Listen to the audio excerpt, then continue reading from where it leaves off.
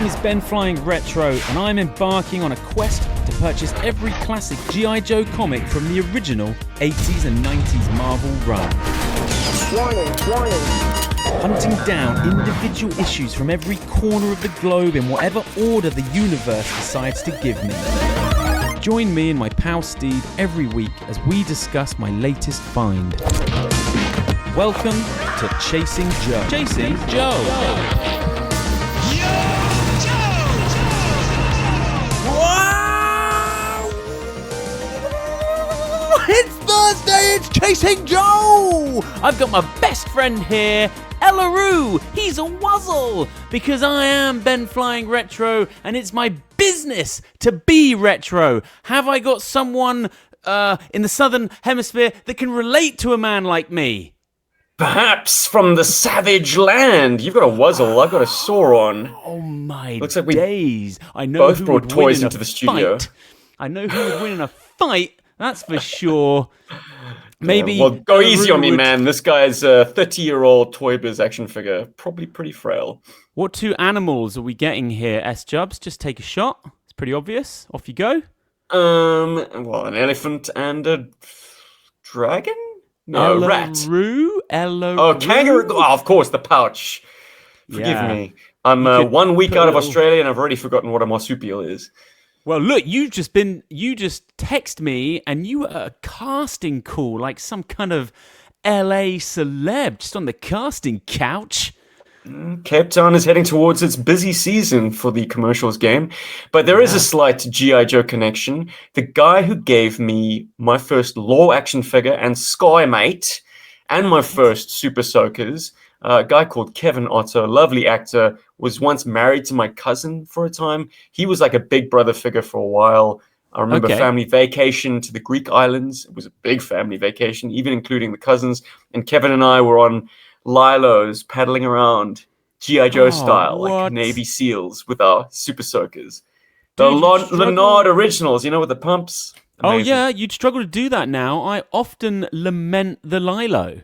Just a big feature in the 80s and 90s down at the beach. I think they're considered to be a little bit dangerous now. Kids sit on them, they look down, then they look up and they're like, oh, we're out at sea. Riptide, baby. Yeah, they've got such a great aesthetic, a Lilo.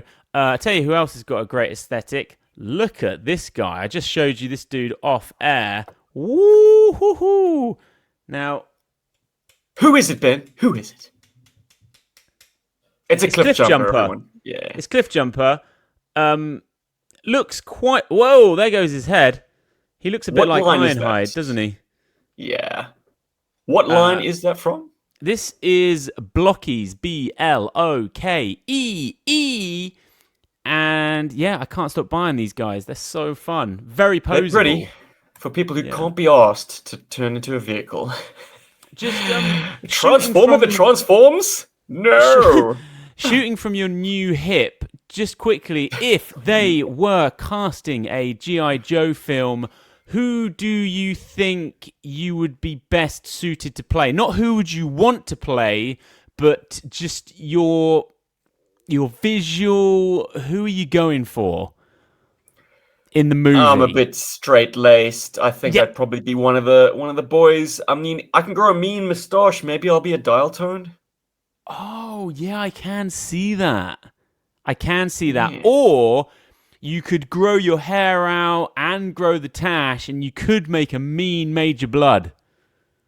Yes, Major Blood. Well, Ben, flip the script, buddy. What would you want to cast as? Who would you read for? Days. Should we talk Chuckles? Well, modern Chuckles. Yeah, long-haired Joes. Long-haired, floral shirt. It's Chuckles, buddy. IDW era Chuckles. Yeah, or car salesman Cobra Commander. You want to be a bad guy? I don't know. I'm just saying, who would I be? I don't know. This Joe film might never get made, but me and you are in it. Yeah. Look, I think everyone's fantasy casting still has Gary Oldman as Cobra Commander, but good luck next time. Oh, fancy casting. That might be a good. That's a good show for Joburg. You recast those films. We've done it a few times. Oh, okay. There ain't nothing you ain't done. Look at the size of that beaker. You're like Aunt Beru on the homestead.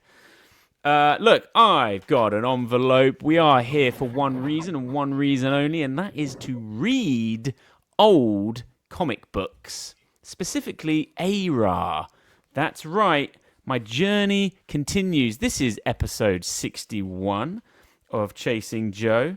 And Tom Donaldson with a double drop doing the donkey's work because I cannot do this alone. And he is now essentially my benefactor with ARA. What has he delivered to me this week? We got a fax coming through. There it is. What issue 65. Issue 65. It dropped the summer of 1987, 11th of August.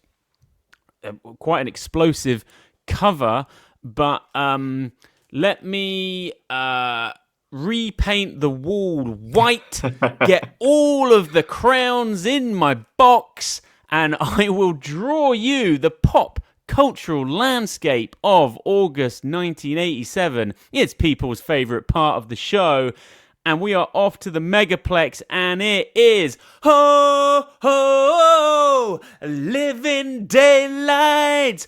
One of my favourite James Bonds, the unsung Timothy Dalton. He was playing it serious before that Craig fool. He did 2 Bond films and so different after Roger Moore. So different. Are you a fan of Timothy? I think you are.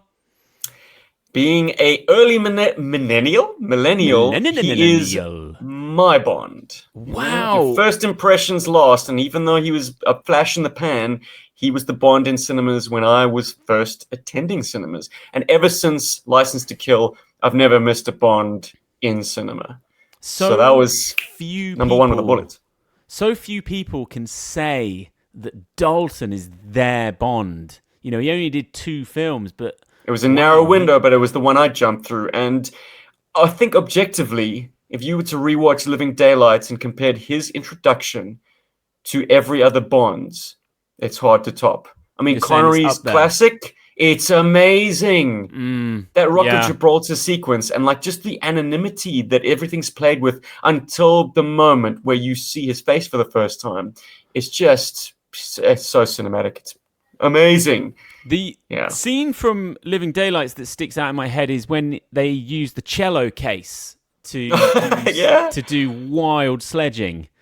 Oh, man. And that car, jeez, that was an action sequence. That's what I craved from Bond from that point onwards. Like, where are the rockets? Where's the targeting reticle? Like, Roger played it for laughs. Connery was a bit too rudimentary. Like, Dalton's tech was the best. Yes, look, we can't go into it. That's for my other podcast next week. But he had a few more in him, surely. There was obviously some issues there, but maybe they underperformed. Because not Living Daylights, License to Kill was a 15, wasn't it? It was a balls out of the bath 15. And that was the last one he did. Just the 2 for Dalton. Anyway, so we've had a lovely time at the Megaplex watching Timothy Dalton. And look, what a time to be alive, because after that we could have gone and seen RoboCop still. We could have gone and seen The Lost Boys. Turn on the radio in the car. We've got U2. I still haven't found what I am looking for. Didn't realise that song was that old. Wow. Comics. We have got UK Action Force issue 24. Action Force versus Megatron. Has there ever not been a time when they are trying to mash franchises together? In fact, there hasn't, because the other comic you could have picked up would have been Care Bears issue 13, featuring, do you remember these? Mad Balls. Do you remember Mad Balls? Oh yeah. Care Bears and Mad Balls, are you joking? No, I am not joking. If you think collabs are a thing of 2025, you can forget it, Jack. It's actually a tale as old as time. People have always wanted the cross-pollination of their favorite IPs. But Has Mad it Balls, ever- what kind of narrative could support that collaboration? And now I got to read the comic book. Fine. Well, Clearly. fine. I was going to say, get on Fleabay and Sure. get yourself Care Bears issue 13. Let's get to the arcade. I don't think we've ever spoken about this game yet. I don't know how that's possible. The year's highest grossing arcade game worldwide was Sega's Outrun. Okay. Woo! Seminal for me. Sure. I always felt that game was essentially, you could be in a bowling alley on a wet, rainy day, but you were being sold like this lifestyle, this California, your girl next to you, changing the radio station. What a seismic video game. Any memories? Outrun was still very much in the video arcades when I was coming up, so Yeah. I must have thrown a few cents into that machine. Tokens. After this episode, I'm gonna hop in my car and I'm gonna Your listen red to that. car. I'm gonna listen to that goddamn soundtrack because Oh, your real car. banging. Ha! Nice. No, I'm gonna put it on in my real car and pretend like I'm in California. It was definitely one of those games. If you actually replay it, you don't need to turn so hard. That track will just turn itself. Yeah, it had a sort of auto drive to it, didn't it? Yeah, you're going to be okay. Anyway, toys. It's S-Jub's favourite part of our time-travelling extravaganza. And we have got, I don't know if you're familiar with it, the Kenner Ghostbusters Fire Station playset. Did you know anyone that had it? It was big, but it was quite bland. Not many play features. Essentially just a big old hunk of plastic. I feel like if you were to have gotten that on Christmas Day, dunno, after an hour of play, you may be struggling. I had a real good look at it, but I forgot to send you the photos. Sorry about that, That's pal. all right. Everyone can imagine. What is it? Hook number 5? Hook and ladder? Whatever. The famous New York fire station. But yeah, you're absolutely right. The Kenner one was a bit bland. Still, something that I pined for because it was on the back of the cards. Yeah, Action figure that's card it. backs. But Ben, once again, I've got to just props to this toy line that you have nothing to do with, and it's Playmobil. The Playmobil Fire Station playset is great. Is it? Has all the bells and whistles. Yeah, Is lots this like of visual 10 years intrigue. old? What is this? Probably around there. Yeah. Yeah. Okay. Bits of slime, ghosts, lots of included minifigures. Yeah. If Playmobil is your thing, you could also people it up with GI Joes. No problem. I feel like everyone that had these play sets, got these play sets for their birthdays, for Christmas, they were so large, they were so big, and the plastic, I actually think they would break quite easily. Like key Sure, features rickety. would break. Like the door hinge is cracked, or I've actually And famously, I think with the Kenner Firehouse, you can't back Ecto 1 all the way into it. Like Right. you can't, like it's too No, yeah. short for the length of that vehicle. You can't back it in and then close the fire station doors. just gonna grab something. All right, ladies and gentlemen, he's brought Castle Grayskull into the studio. Holy ballsack! It's big, Now, that is hollow. quite the image, isn't it? The brushwork, the color on this thing is incredible. But anyway, just to illustrate my point, like, it's big, it's bulky, and, you know, this door was never going to last. Like, these little plastic things, look, broken, highly annoying, because you'd tend to play quite rough with the playset, I think.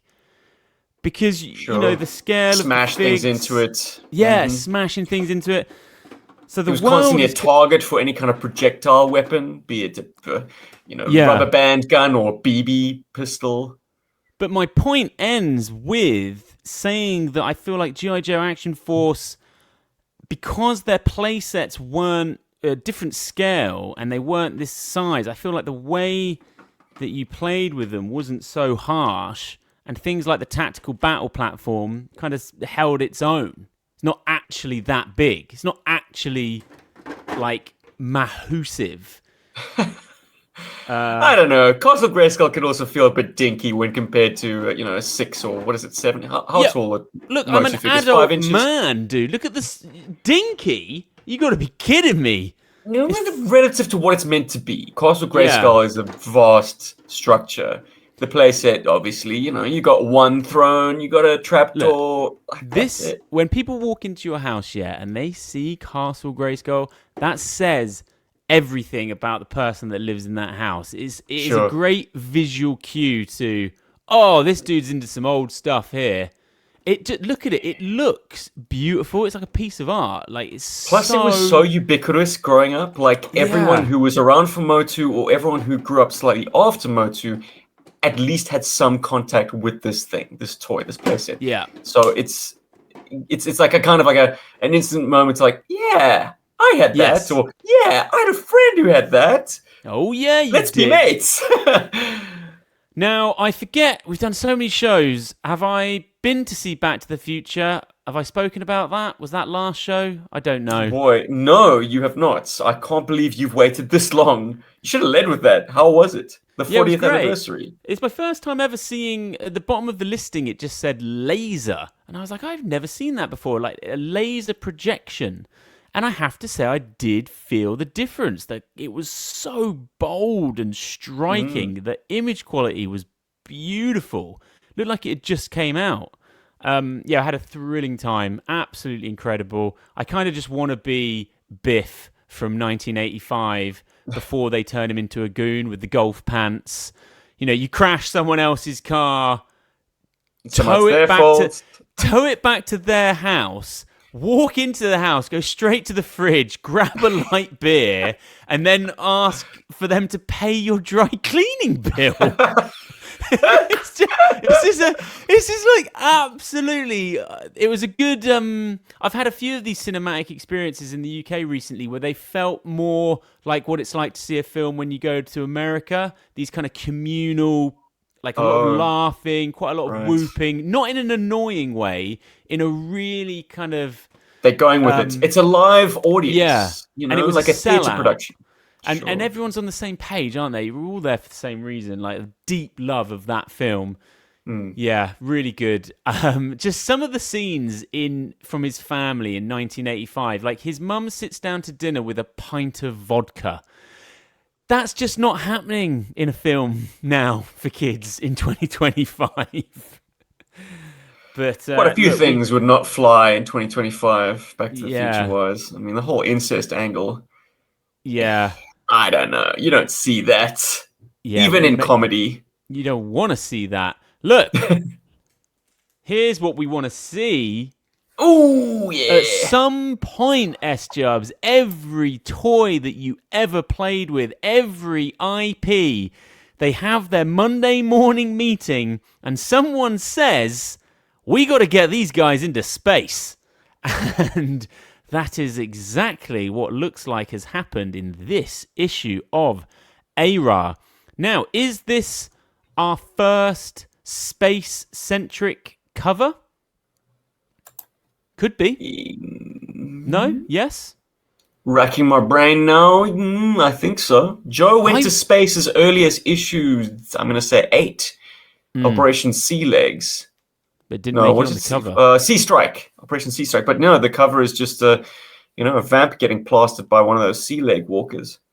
What do you think about this cover, S-Jubs? Great. Yeah, it's great. Boy. Wow.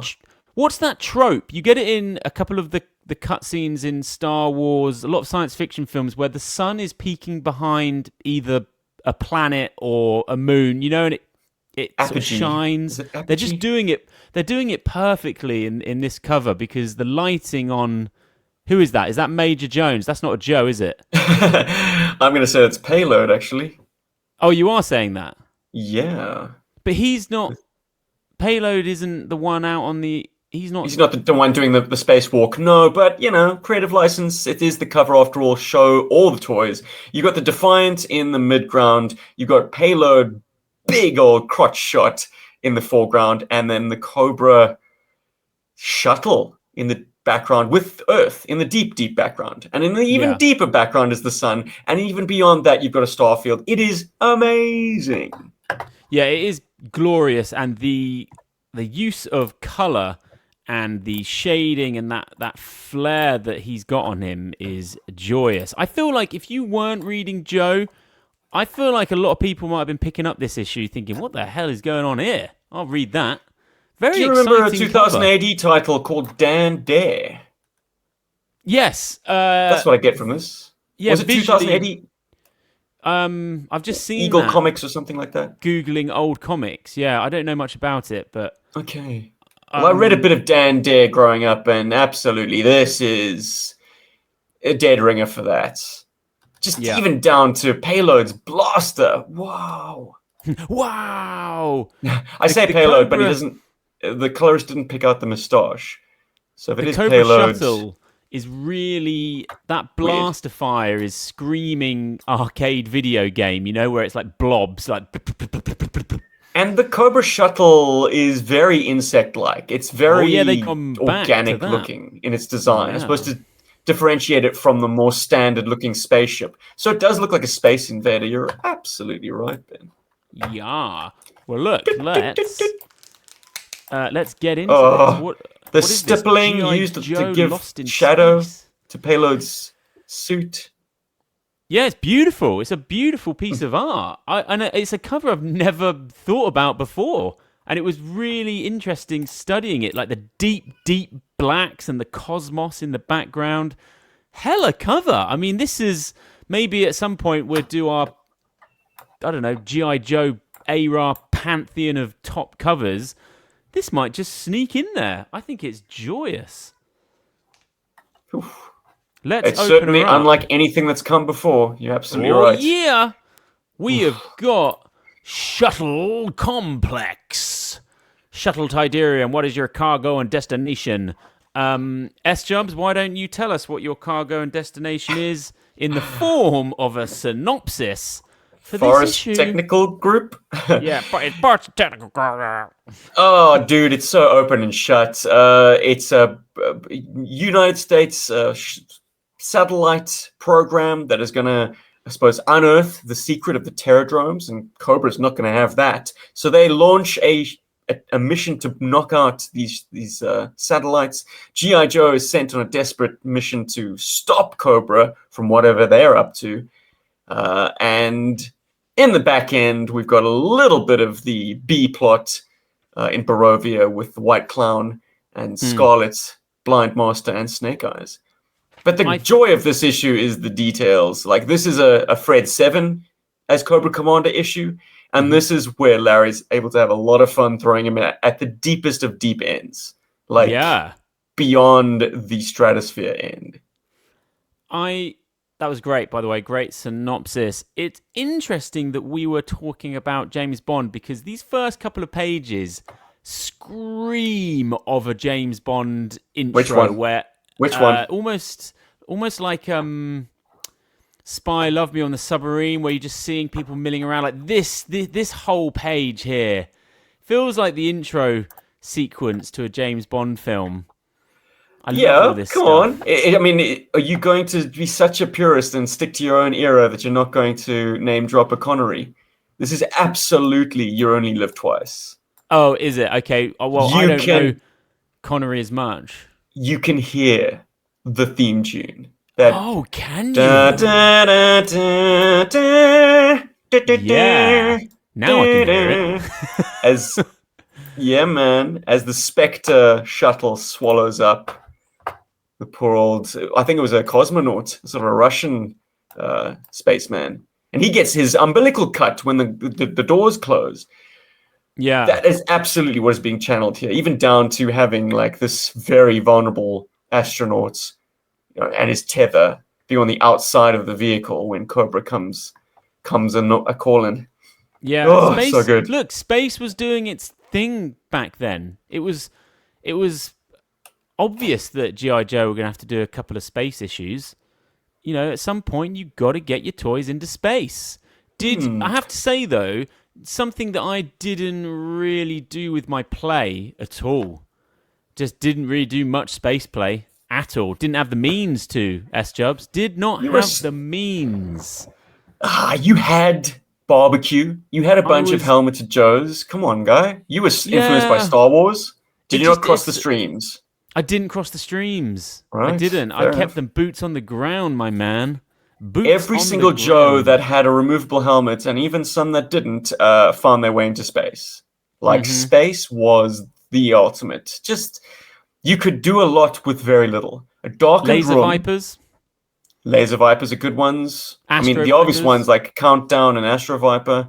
But like guys from the Eco Warriors found their way into space because they had wonderful helmets. And in fact, like, you know, in the case of Ozone, he did find his way into Star Brigade.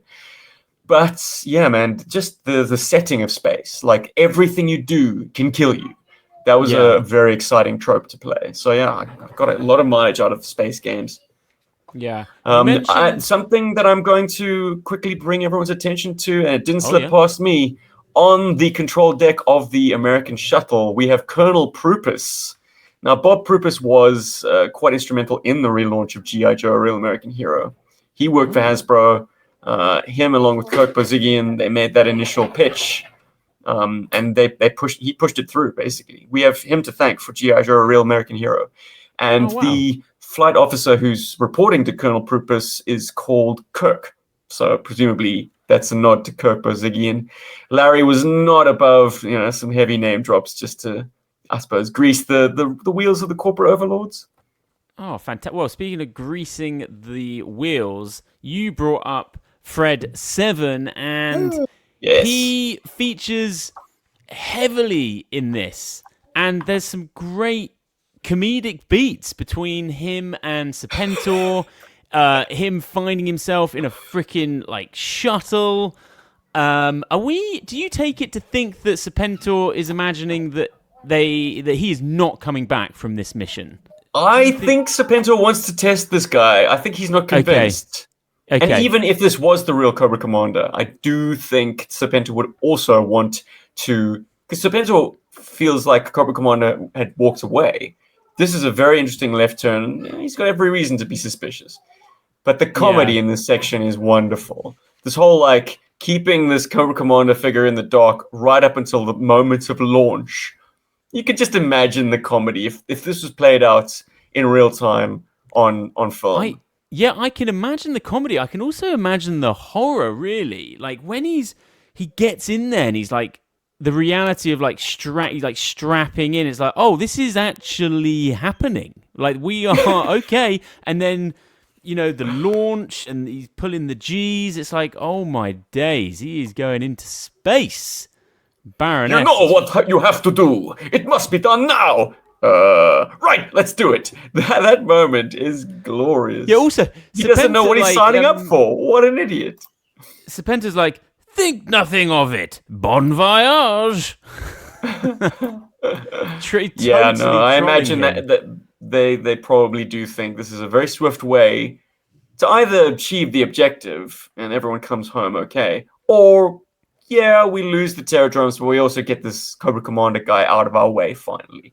I appreciate the heft of the Cobra shuttle launching.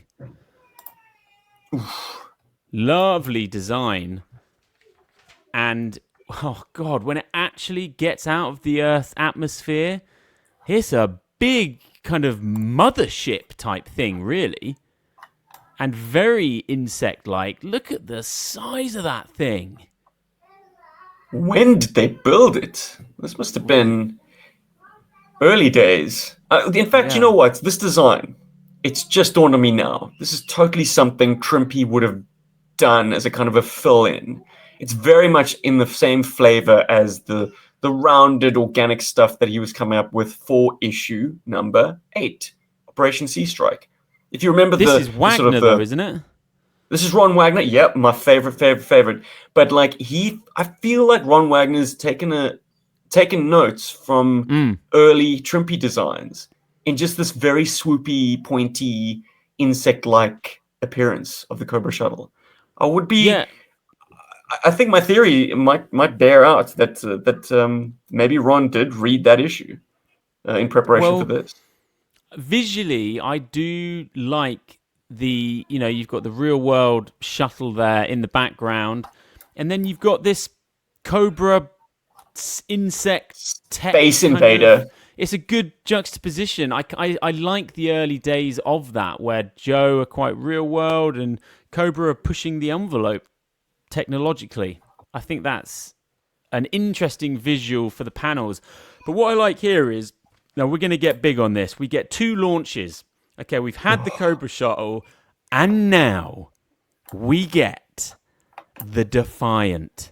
Now, I saw one of these suckers at Rollout Roll Call for the first time, and this just passed us by as children. This was not on our radar, but I can only imagine getting something like this on Christmas Day. This is gargantuan. And Wagner does a great job of drawing it. I adore these panels in Utah. How they really take their time introducing it. The cockpit shot really lets you know just how big this thing is.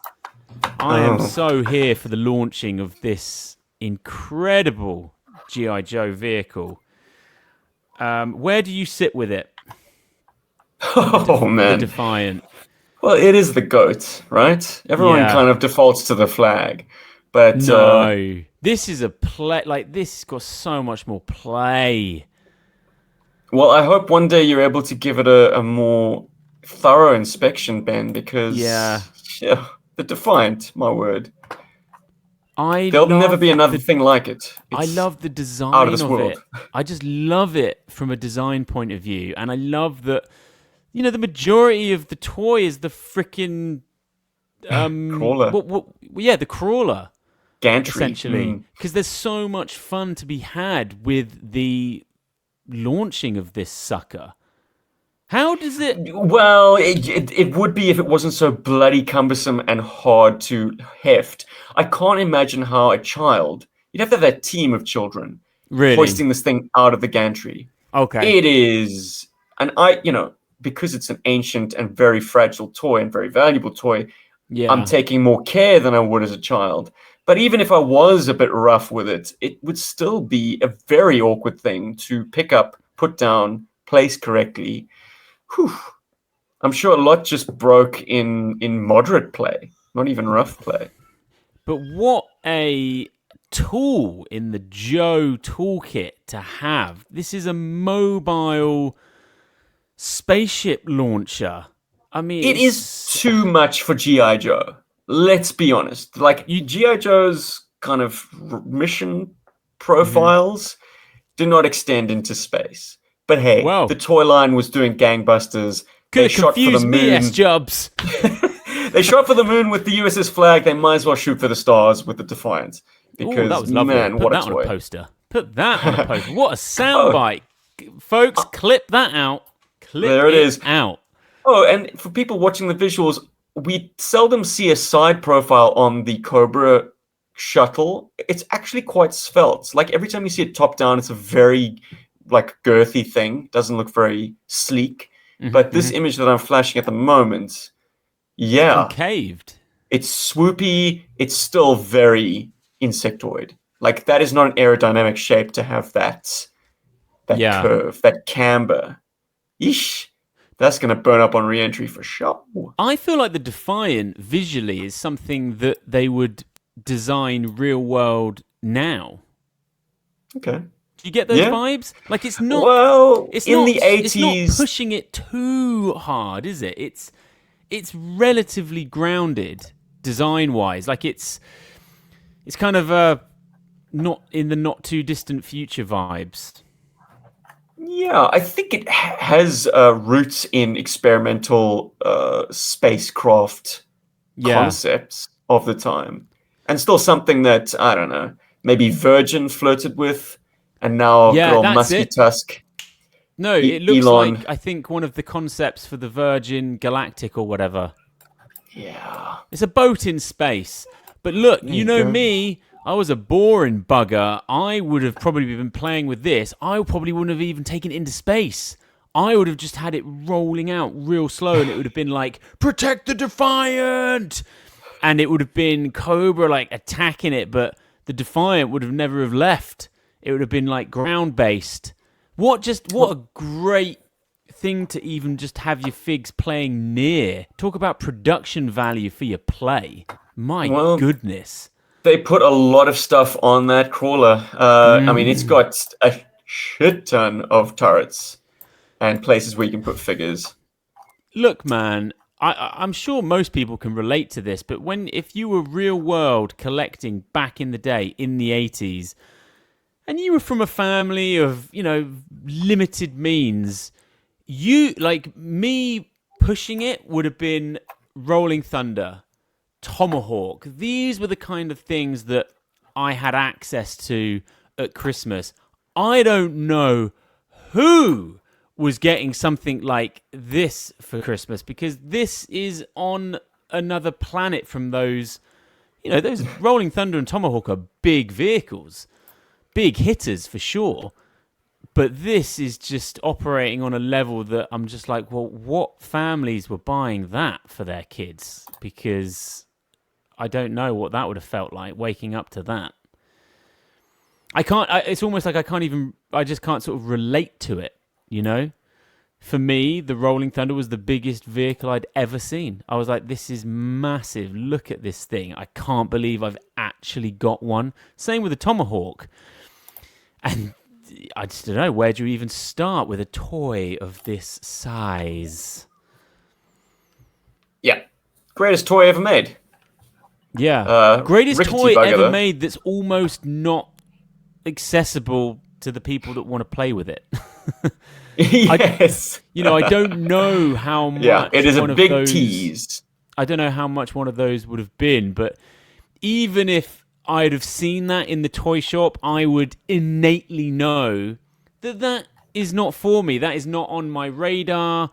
That's never going to happen. So don't even tease yourself, Ben, because you're punching even looking at that. But when did it get onto your radar? Obviously, it's like a holy grail thing for you, getting into it slightly later. Oh, absolutely. To any Joe collector, getting a Defiant is... It's a colossal achievement, something that kind of gnaws at you until you're able to do it. I mean, there can't be many of them. There really can't. It only became a possibility to me when I found... Well, I didn't find him. He found me. This incredible Dutchman called Snowcat Ron, who had restored another Defiant. He has one. He'd restored another one. And he was like, this one needs to be in the hands of GI Joburg. What? And there was a question of like, how do you ship this beast? I don't know. How did he? Very elaborately, but it still wasn't enough. I mean, those blue gantry doors did not survive, or the one at least. Ow. But nothing like a little Tamiya CY cement. So where does it live patience for you? Can't fix. It's in my cupboard. It's about 10 meters away. Jeez, how do you not just sit and just play with that thing all day? Jeez, well, I have a 4-year-old and a 1-year-old, and all it's going to take is one little fall onto it, and it'll be wrecked. So, restraint, my friend. But when the hour is late and the house is quiet, as Jubs wheels out his the Defiant is on a custom. It's on a custom gantry because I will not let those teeny tiny little black wheels and their little suspension system make contact with the ground, because that's the fact that they are all on and unbroken. Amazing testimony, but I'm not about to put that to the test. They're on a skateboard. It was great to see one, for in the flesh at Rollout Roll Call, and it's one of those few times where it's actually bigger than you thought. Like, it's actually... It's way bigger by quite some way. I was really shocked. I was like, geez. I don't think it had a price tag on it. I think it was more of a, let's start a discussion. Give me an offer. Let's talk about the Defiant. Anyway, so it's drawn beautifully in this issue. And then at some point in space, we have the Defiant, and then we've got the more traditional kind of Apollo shuttle, and you've got the Cobra insectoid shuttle going on, and they have a ruddy fun time up there. And Fred 7, after having this really visceral kind of meltdown, like, I love these shots of his panicked eyes, like just everyone looking to him. What are we going to do? Cobra Commander. And he's just like, overload, oh my God. But he actually gets it together. It's a fight or flight. It's a fight or flight moment. And Fred 7 reaches inside of himself and actually gets control of the situation and decides to just blow up all of the satellites. And achieves his mission and gets what he wants. Roaring success. You love the push in on his eyes. I love the hot, sort of almost half-page splash just before that with this Baroness who's out cold. She's very clearly in a zero-G environment because the hair is all just flowing and her posterior is just floating above the deck. I mean, it's actually a very sexy image, to be honest. The interiors of that Cobra shuttle. When and how a Cobra making a vessel of that size? And that's its maiden voyage. There's a lot of tech in there. Lots of Televipers. If you were a purist, realist G.I. Joe kind of guy, this would be a jump the shark moment for sure. G.I. Joe and Cobra both ponying up a space vehicle, a reusable space vehicle that can wage war in outer space. Oh, come on. It's like, no. Get back to the jungle, Joes. I'm here for it, man. This is a massive toy commercial, and it is for the most massive toy. And that is when G.I. Joe's at its best for me anyways. I'm basic like that. Yeah. I still find myself going back to those Utah shots, those panels where if it was being filmed, you'd imagine a little Kingdom of the Crystal Skull gopher or some kind of bird. Yeah. It's like just this serene scene, and then you just get this mankind's creation just in this nature just rolling out. Look at how tiny it is in there. Yeah, Hardtop is definitely dwarfed by the kind of command center that he's operating from, the cab. Just one thing that occurred to me on this reread, like the elevator of the Pit 3 needs to sort of open a lot wider in order for this very tall vehicle to move out of. So the tonnage on that thing, I can't even imagine the tonnage. Do you think it's a subtle little joke when Hawk arrives at the pit for the first time, and I think someone says, what, not even a hydraulic elevator? And Hawk's like, yeah, we're going low key with this base. Ha. Yeah. They're saving all the hydraulics for this thing. And exactly how highbrow. I enjoy it. It's good that you mentioned that. It's in my notes. I enjoy this panel of the Tomahawk and all the dust cloud as they drop Hawk off at the Pit 3. It's the Ripcord. Pit 3, Duke. You can see for yourself, sir. What? No hydraulic lifts? Stick around, Ripcord. You're about to see the biggest hydraulic lift in existence.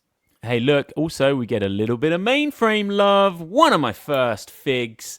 A great-looking fig, a good-looking chap. I am here for mainframe. I'm here for them gloves, baby. Yeah, he's a tidy fig. He's a tidy fig. And G.I. Joe need this guy. He is your man in the chair, for sure, mainframe. Who else would you want? He's also your man in the field. I mean, he's wearing that eagle oh, yeah. Yeah, totally. And he's a leatherneck. He's a green, a marine. Yeah, also, now, Wagner. I wanted to point out something. Oh, go on, point it out. A little colorist.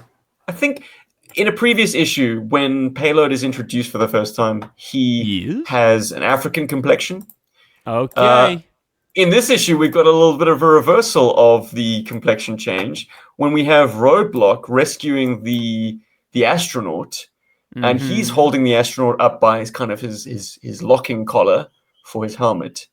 But the colorist has given him a Caucasian flesh tone on his arm. Yeah, but luckily I can see that both ways. I can almost see that as his own arm. But yeah, you're right. I didn't spot that. But He wouldn't have an exposed arm. He's an No. astronaut. And also, you can see in the previous panels of the wide, the tell you extreme long what, shots. Case closed. There you S go. Jubs. Well, if I take you to Exhibit A, you will find, there's no messing with S Jubs. He will find dude, these points. The way they just- churned these things out back in the day, it's amazing they didn't have more errors. That's just a fun little race swap. I mean, maybe Roadblock had the case of whatever took Michael Jackson's skin. Yeah. Vitiligo? Was that it? I like this ultra close-up here of Cobra Commander Fred Seven's battle armor. And it kind of just makes you realize that, that glass paneling there that he's got in front, like how much tech is in that helmet. He's stuck in that thing all the time. It's a lovely shot that just makes you appreciate what a amazingly designed look that battle commander, that battle outfit has. I really treasured it as a kid, and at the time I remember thinking no one else really liked it that much, but I always did, because I was like, the Cobra Commander's got to get out there, and he's not going to get out there sort of unprotected where he could just get snagged by a stray bullet. He's going to have some kind of armor. It made complete sense to me that he would have a battle suit. And I actually think the design has only, it's aged like a fine wine. I think it's like really stood the test of time. I always remember, I always used to put I never could figure out which way the backpack went on. I'm pretty sure I always had my backpack upside down. Well, folks in the comments can let us know how they wear their backpacks. I think we did do a focus episode on GI Joburg. Yeah. I would. Well, how would you do it? So is the triangle pointing down or pointing up? I had they're pointing up. Gotcha. I had it pointing down. Reason being, I think in the card art you could see the spikes on either sides of his shoulders. Like oh they my were, god! I wish I had it to hand. It's just such a good head sculpt on that thing. And 3D Joes can come to your rescue, sir. If you're dying to see it. Let's get it up. Honestly, for the majority of my playtime with Joe, he was Cobra Commander. In battle, out of battle, giving the orders. That was the Cobra Commander that I had until I got the hooded one. The Supersonics.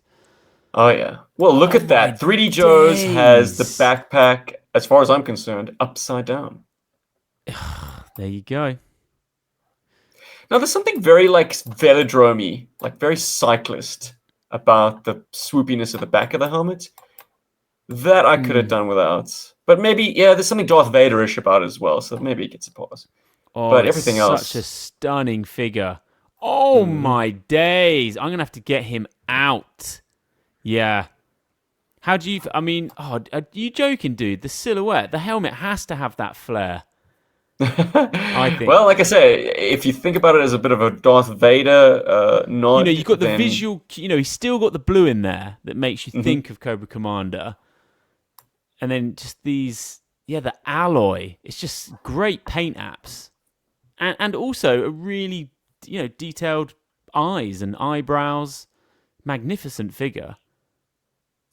But that bloody hose. Without it, you've got this weird square mouth. Yeah, for sure. Yeah, the hose. I mean, I could have a look, but I don't think I'm finding that hose. I really don't. Oh, so good. All right, Yeah. but getting back to the issue. Enjoyed it? Didn't enjoy it? So. It's actually disguised in some beautiful art and some nice panels. It's actually a bit of a nothing burger issue. Of course. Gonna be honest. And Toy commercial. I didn't need that. I suppose when you're reading month to month, you get, what did you get at the end? You get 2 pages. You get 2 pages of, it cuts to Snake Eyes and Scarlet at the circus. Blind Master juggling chainsaws. Scarlet's on the wheel of death, while Snake Eyes lazzes knives at her. So you've just been into space, and then you're treated to this zaniest. But, Look, when you consider a lot of harm at GI Joe is just mercilessly cutting back and forth between plot lines, the fact that the B plot is all the way at the back, it makes for a less disruptive read, a more exciting read. So I'm glad that we just check in with them as a sort of epilogue, and not as like a main plot point of this issue. Yeah, Scarlet, that cool said, as a cucumber there. Like, I'm so glad this is a Ron Wagner issue. That man understands the assignment more than anyone else when it comes to depicting the tech accurately. He had a great handle on the Defiant and the Gantry, and even, it's subtle, but we got to bring our attention back to it. It's when he does the Tomahawk. Like, is there a more accurate Tomahawk? Like, he's got. I love that panel. It's one of my most favorite panels. Oh yeah, it's a classic. Joe's disembarking a helicopter in the middle of the desert. Very, very cool, evocative stuff. But like, this Tomahawk is perfect. You can see Lift Ticket's legs in the sort of the bottom windscreen. The trio of like optics that make up that cluster on the side of the chin gun, perfect. Even when you push in on the landing gear as it rises above the Quonset huts. It's a very filmy shot, that is. Yeah. And it's got that little sort of notch that the toy has. Oh, above the one sort of wheel hub. I mean, I just know this toy very, very well. And to see it depicted so accurately, like, he must have had a version to hand. Yeah, absolutely. On his desk. Awesome. Yeah, he also does a great job of drawing the canopy. You know, you really feel the glass of the Tomahawk in that shot. I think that's quite tricky to do. And he's scaled it up nicely. It's not gargantuan. It's not too small. It's a little bit bigger than the toy. But if you look at, I would say that's absolutely perfect. Yeah, great job. Oh, cool Mr. Wagner. What is it? The down thrust, the what is that? The down wash. Down wash, that's it. I've never experienced down wash. I want to know what it feels like. I've never been in a helicopter. I don't really want to as well. I'm quite scared of them a little bit. I don't like the way that they can't glide if they get into trouble. Yeah, exactly. At least if you take the engine out of an airplane, you've still got wings, you can turn it into a glider. Yeah. Helicopters, like, a million moving parts and all of them trying to kill you. Yeah, down where I live, there's a lot of army bases and a lot of SBS and marine training and things like that. Often see Chinooks and things flying over the house, and the noise is joyous, man, on those things. It's such a distinctive noise. And even though when I was in Townsville, the AFB there, I could tell sitting in my kitchen whether or not we were being overflown by a Chinook, a Black Hawk, or a what are they called? Osprey, because they operate Ospreys up there as well. Wow! So the distinctive sounds of these various aircraft. Yeah, man, Chinooks are awesome. Yeah, in fact, Tomahawk is a friend of mine's a Chinook pilot. Wow, bringing it back. Or he was. He's retired now. God, we're getting that old. Friends in high places. My God. Right, I'm just going to give this a quick flick to see if there is anything else I would like to say. Does this issue mean anything to you? Do you think it's a little bit of a nothing burger? Had it as a kid? Have it as a grown-up? As a adult rereading the series, this is a kind of an issue that, like, you blink and miss, Like, it is just a one-shot. Yeah. But as a Defiant owner, this is your one and done. It does make appearances in the hundreds, the sort of 140s. They go back to space. the Defiant isn't the main feature of that plot. Whereas this one, you're getting a lot of cabin shots, a lot of like the actual geography of the seating.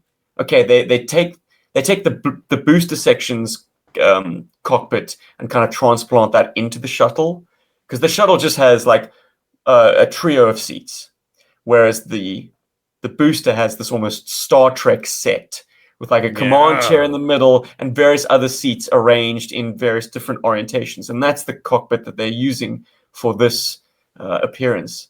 It's spectacular. There's so much to be enjoyed in this toy, and they just I can't believe you have surface. one. I can't believe you have I can't believe I have one either. And if this was any other time of year, if I was not in Cape Town, I wouldn't have one.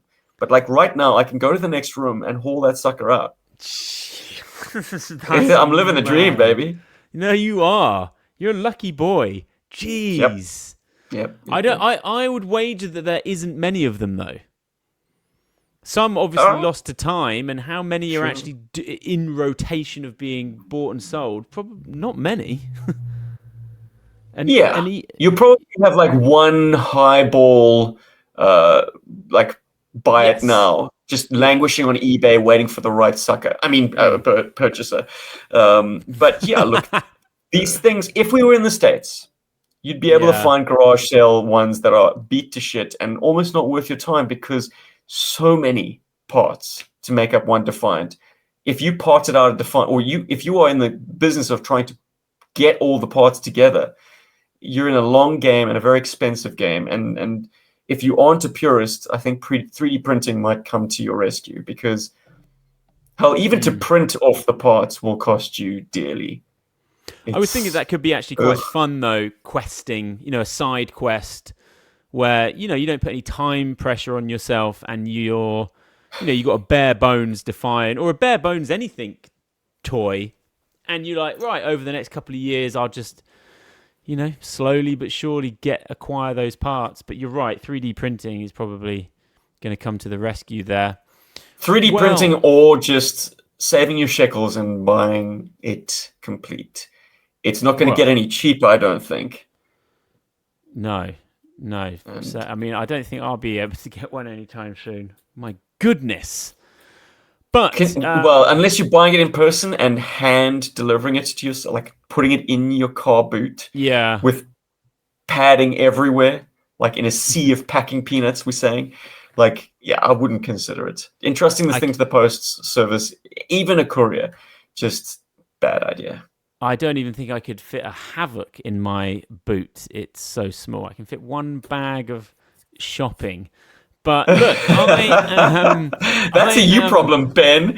Whoa! Jeez, you're on the back slope of parenting to the point you can buy a sporty car again. Boy, oh boy. A sporty car?